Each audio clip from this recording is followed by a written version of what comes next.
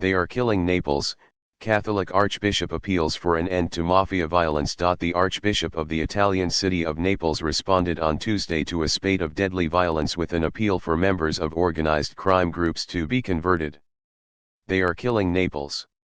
The trail of blood that is crossing the city these days, causing death to young lives and terror and anguish to entire neighborhoods, streets, families, cannot leave us indifferent, Archbishop Domenico Battaglia said in an October 12 statement on the Archdiocesan website.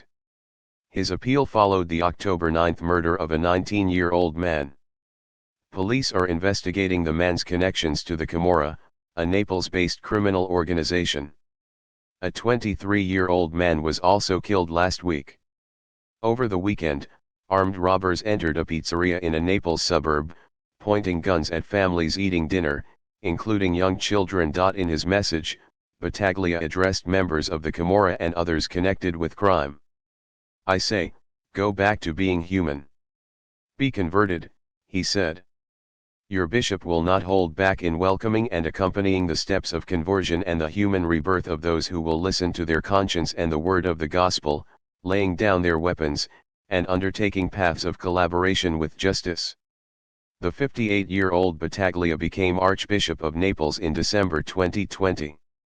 Prior to the appointment, he was a parish priest in another southern Italian archdiocese, Catanzaro Squillace, where he was called Don Mimo and known as a street priest who cared for the marginalized.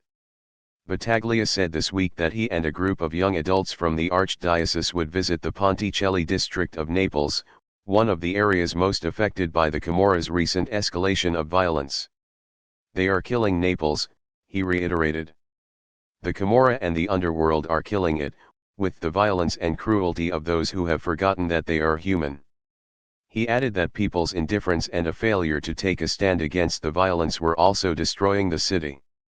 "Under the cross of our city, we must today more than ever, together and without distinction of faith, politics, social and institutional role, stand up, avoid lying on our backs waiting for something to change by itself and sitting, hardened and resigned to seeing Naples die," he said.